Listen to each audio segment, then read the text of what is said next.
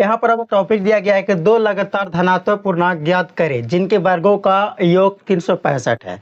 बाबू आपको यहाँ पर क्वेश्चन कहता है, ध्यान समझने का प्रयत्न करिएगा आप। यहाँ आपको दिया है कुछ ही द्विघात समीकरण से आपको क्वेश्चन उठा कर दिए हैं आपको समझाने के लिए, आपको बताने के लिए। ध्यान समझने का प्रयास करिएगा, मैं आपको ध्यान से समझाने का प्रयास करूंगा, है ना। आज एग्जाम का टाइम चल रहा है, आप लोग मेहनत करते रहिए, ठीक है, आगे बढ़ते रहिए और 400 का टारगेट ठोकते रहिए। चलिए यहाँ पर आइए हम कि अब मतलब क्वेश्चन को सोल्व करते। कहता है दो लगातार धनात्मक पूर्णांक है, ठीक, दो धनात्मक पूर्णांक है, ज्ञात करना है जिनके वर्गों का योगफल। दो धनात्मक पूर्णांक ज्ञात करना है जिनके वर्गों का योगफल, वर्गों का योगफल मतलब स्क्वायरों का योगफल कितना है, 365 है, ठीक है। आइए हम लोग इसको हल करते हैं। क्या करते हैं, हल करते हैं, ठीक है। अब तो हाल में लिखेंगे हम लोग। सबसे पहले तो कुछ दिए मानेंगे, पहला क्या करेंगे, मानेंगे। माना एक या एक धनात्मक धनात्मक धनात्मक पूर्णांक, कुछ नहीं दिया है बाबू, नहीं दिया है तो क्या मान लेंगे ना, मान लेंगे। मान लें एक धनात्मक पूर्णांक बराबर x मान लेंगे, ठीक, मान लिए। ज्यादा तो प्रचलित रहता है x रहता है, x y प्रचलित रहता है तो हम मान लिए x, ठीक है। अब इसको हम क्या करेंगे, दूसरा दुगुना कहता है बाबू, तो दूसरा धनात्मक धनात्मक पूर्णांक, दूसरा धनात्मक पूर्णांक बराबर x प्लस 2, ठीक है, x प्लस 2। आप यहाँ पर आपको क्या कर, नहीं 2 नहीं, एक होगा,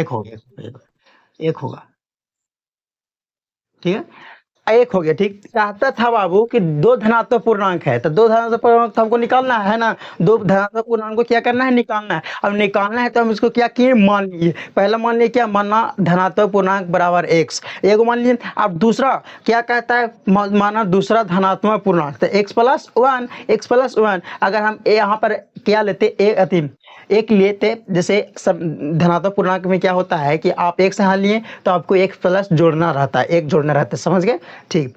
अब आपको क्या कहता है, आगे बढ़िए।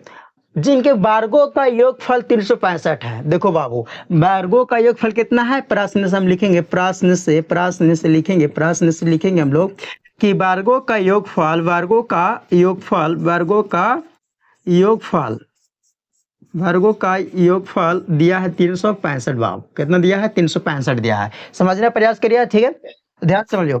वर्गों का योगफल कितना बाबू, 365 है, 365 है ना, तो 365 है तो इसको वर्गों का योगफल क्या था, जो हम दोनों धनात्मक पूर्णांक है, दोनों धनात्मक पूर्णांक के वर्गों का योगफल, मतलब उन लोग को वर्ग कर देना है और आपस में जोड़ देना है, तो ये हो गया वर्गों का योगफल। तो x के स्क्वायर प्लस x+1 के होल स्क्वायर बराबर 365, ठीक है। अब देखो बाबू, देखो जोड़ दिए ना, ये आपस में क्या कहिए, जोड़ दिए और स्क्वायर कर दिए, ठीक है। अब इसको पुट कर दीजिए, x²। अब देखिए x+1 है तो इसको पुट कर दीजिए, मतलब a+b के होल स्क्वायर पर तोड़ दीजिए, तो क्या हो जाएगा, a² plus b² plus 2ab, 2ab की जगह पे 1 है बराबर 365, ठीक है बाबू, 365। ध्यान समझना पड़ेगा। अब x² प्लस अब 1 का स्क्वायर करें तो कितना बाबू, 1 ही होगा प्लस, ठीक है। अब 2 में 1 से गुना करें तो क्या होगा, 2x हो जाएगा, ठीक है। अब 365 लिख दिए।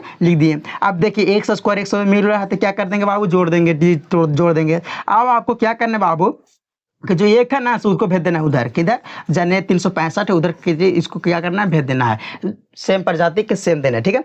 अब देखो 2x² प्लस 2x बराबर 364 आ गया बाबू, मतलब 365 में से एक चल गया तो क्या हो गया, 364 आ गया। अब यहाँ पर क्या, आप यहाँ पर भागा लग रहा है बाबू, यहाँ कैसे भागा लग रहा है, 2 से भागा लग रहा है, तो हम 2 से भागा दे देंगे तो इसमें दोनों दो का क्या होगा, कट जाएगा, क्या हो गया, कट जाएगा। तो 2 से 2 कट जाएगा तो क्या बचेगा, x² प्लस x बराबर 300 कितना हो जाएगा, 182 बार में होगा, 182। समझ रहे बाबू, बोलो, ध्यान समझिए। अब इसको आपको क्या कहता है बाबू, यहाँ पर देखो, यहाँ पर हम लिख देते हैं, आपको ज्यादा दिखाई देगा। देखो x² प्लस x बराबर 182 है, तो x को क्या करना है कि 182 को इस साइड लेना आना है, इस साइड बराबर के इस साइड लेना आना है, ताकि इधर बच जाएगा 0 आ गया था, इधर आ गया तो ये बच गया 0 और ये माइनस में आ गया, ना। अब देखो आपको इसको गुणनखंड तोड़ना है, क्या करना है, गुणनखंड तोड़ना है, मतलब जोड़ के लाना है उतना ही। देखो गुना करके और जोड़ के ऐसा संख्या लाना है आपको, ऐसा लाना है कि 182 लाना है, और यहाँ पर देखिए 1 लाना है, क्या लाना है, 1 लाना है कि x लाना है, ठीक है। तो ऐसा संख्या हम लोग देखते हैं अगल बगल क्या हो जाएगा, 14x माइनस 13x, ये हमको याद इसलिए आपको हम लिख दिए। आप तोड़कर इसको कर सकते हैं, समझे। X square plus 14x minus 13x, मतलब 14 में 13x चल जाएगा तो एक से बचेगा। अब 14 13 को गुना कर देते हैं माइनस 182 आ जाएगा। ठीक है, ठीक है। गुणनखंड में सबसे पहले क्या होता है, इसको इसको इसमें गुणना होता है ना, उसके बाद इतना लाना रहता है। ठीक है, अब तो इसको कर दिए। अब क्या करना है, देखो सम एक्स में है ना बाबू, तो इसको क्या करना है, कोमा कर दें। एक्स को कोमा कर लिए, कोना कर लिए। अब कोमा कर लिए तो एक्स बचा प्लस में 14 बचा। ठीक है, 14 बचा। अब आपको क्या करना है बाबू, देखो अब यहाँ पर माइनस 13 के ले लिए कोमा, अब यहाँ एक्स प्लस 14 लिखा गया बराबर में 0। ठीक है, अब आपको क्या कहता है कि इस तरह से आपको लिख देना है, दोनों में से कोई एक होकर लिखना है। ठीक है, लिख दिए 14। ठीक है, अब बराबर 0 लिख दिए।